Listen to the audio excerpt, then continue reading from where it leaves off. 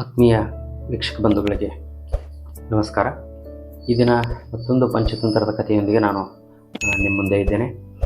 ಸಿಂಹ ಮತ್ತು ಗುಹೆಯ ಕಥೆಯನ್ನು ನಾವು ಇವತ್ತಿನ ದಿನ ನೋಡೋಣ. ಒಂದು ಬೃಹದಾರಣ್ಯದಲ್ಲಿ ಖರನಕರ ಅನ್ನುವಂತಹ ಸಿಂಹ ವಾಸವಾಗಿತ್ತು. ಹಾಗೆ ವಾಸವಾಗಿದ್ದಂತಹ ಸಿಂಹ ಒಂದು ದಿನ ಆ ಅರಣ್ಯದ ತುಂಬೆಲ್ಲ ಅಲಿದರೂ ಯಾವುದೇ ತರಹದ ಬೇಟೆ ಅದಕ್ಕೆ ಸಿಗದೆ ಹಸಿವಿನಿಂದ ಬಳಲ್ತಾ ಇತ್ತು.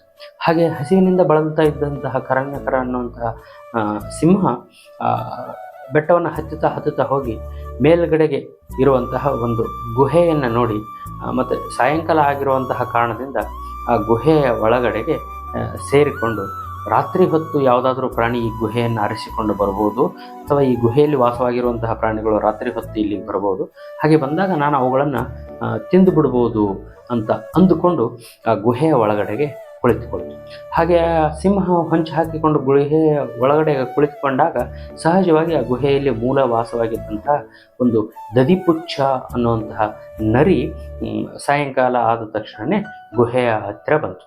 ಹಾಗೆ ಬಂದಂತಹ ನರಿ ಆ ಗುಹೆಯಲ್ಲಿ ಸಿಂಹದ ಹೆಜ್ಜೆ ಇರೋದನ್ನು ಸೂಕ್ಷ್ಮವಾಗಿ ಗಮನಿಸಿ ಭಯಪಟ್ಟಂತಹ ನರಿ ಒಳಗಡೆಗೆ ಹೋಗದೇನೆ, ಓ, ಸಿಂಹ ಇದರಲ್ಲಿ ಬಂದು ಸೇರಿಕೊಂಡಿರೋ ಹಾಗಿದೆ, ನಾನು ಒಂದು ವೇಳೆ ಒಳಗಡೆ ಹೋದರೆ ಅದು ನನ್ನನ್ನು ತಿಂದು ಬಿಡುತ್ತೆ, ಹಾಗಾದರೆ ಹೇಗಾದರೂ ಮಾಡಿ ಇದರಲ್ಲಿಂದ ತಪ್ಪಿಸಿಕೊಳ್ಬೇಕು ಅಂತ ಚಿಂತಿಸಿದಂತಹ ನರಿ ಅಹೋಬಿಲ ಅಹೋಬಿಲ ಅಂತ ಜೋರಾಗಿ ಕೂಗಿ, ನಂತರ ಅಹೋಬಿಲ, ಇದೇನಿದು, ನಾನು ಬಂದರೂ ನೀನು ನನ್ನನ್ನು ಸ್ವಾಗತಿಸ್ತಾ ಇಲ್ಲ, ನಾನು ಪ್ರತಿ ಸಾರಿ ಈ ಗುಹೆಯ ಹತ್ತಿರ ಬಂದಾಗ ನೀನು ನನ್ನನ್ನು ಸ್ವಾಗತಿಸಬೇಕು, ನಾನು ಒಳಗಡೆಗೆ ಬರಬೇಕು ಅನ್ನುವಂತಹ ಒಪ್ಪಂದ ನಮ್ಮಿಬ್ಬರ ಮಧ್ಯೆ ಆಗಿದ್ದಾಗಲೂ ಸಹಿತ ನೀನು ಇವತ್ತು ಏಕೆ ನನ್ನನ್ನು ಸ್ವಾಗತಿಸಲ್ಲ ಇಲ್ಲ, ನೀನು ಹೀಗೆ ಸ್ವಾಗತಿಸದೇ ಇದ್ದರೆ ನಾನು ಮತ್ತೊಂದು ಗುಹೆಯನ್ನು ಹುಡುಕಿಕೊಂಡು ಹೋಗ್ತೇನೆ ಅಂತ ಹೇಳಿ ಸುಮ್ಮನೆ ನಿಂತ್ಕೊಂಡು.